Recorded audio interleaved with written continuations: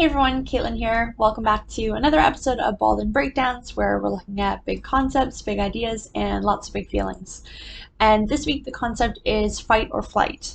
So I kind of tricked you guys in the polls because I put up polyvagal theory a few weeks ago, and like no one voted for it. And so fight or flight is kind of my way of bringing in some polyvagal theory and some science, but just focusing on this kind of one part of our survival response.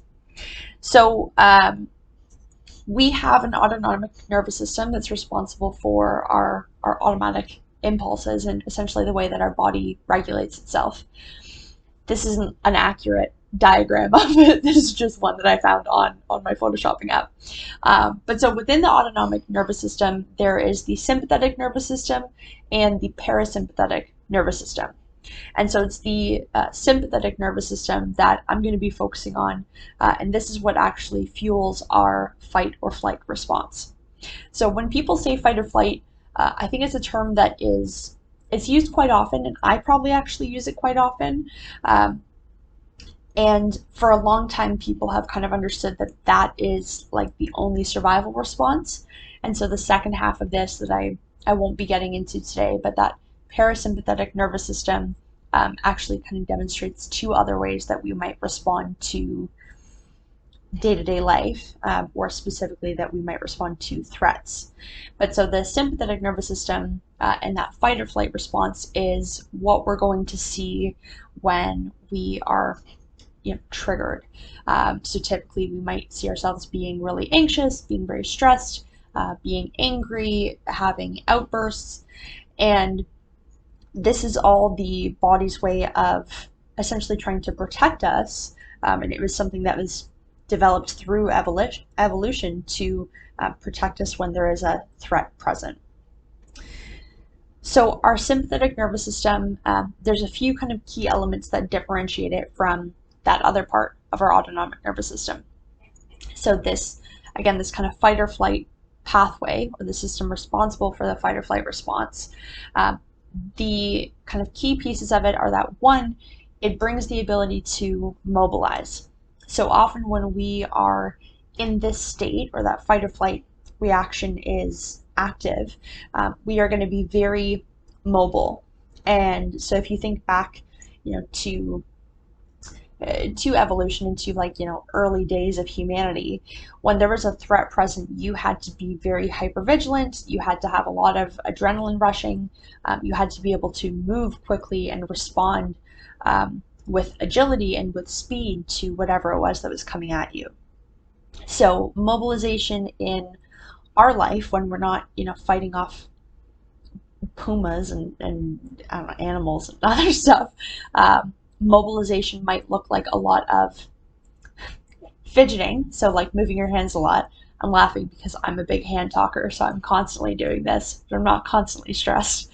But so it's going to look like a lot of movement physically, and that can show up as fidgeting. It might come up as tapping, but it might also come out in our stature. And so if we're in kind of the angry side of this response, we might be pacing, we might be walking with greater speed or movement in our body.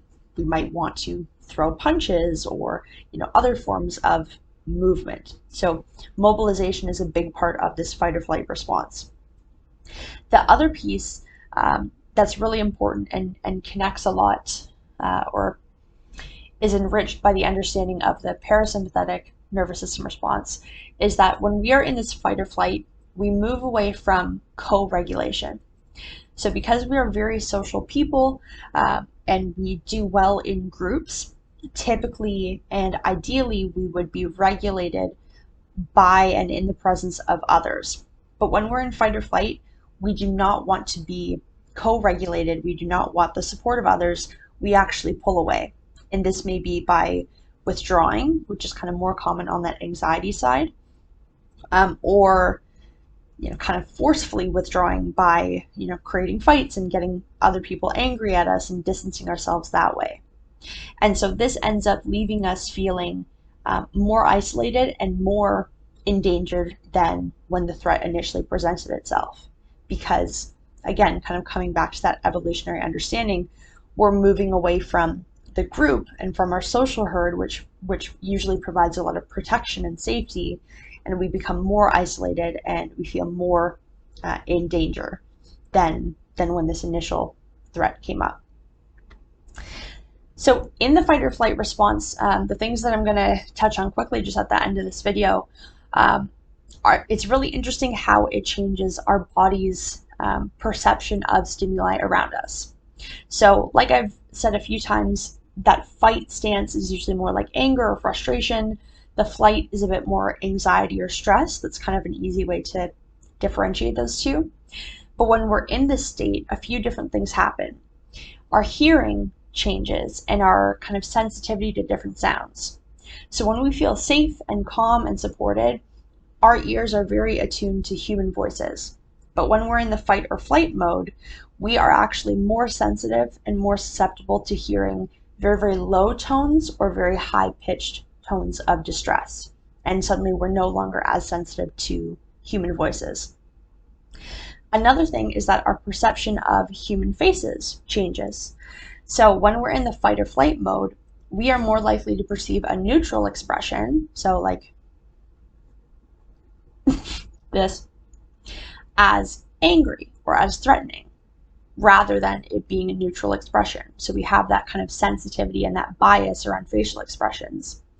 And then finally, there's the mobilization that I already kind of mentioned. So there's a lot more fidgeting, there's a lot more kind of playing, tapping, pacing, because again, this sympathetic nervous system response is very much in tune with mobilization, and that's kind of the way that it would function to protect us previously.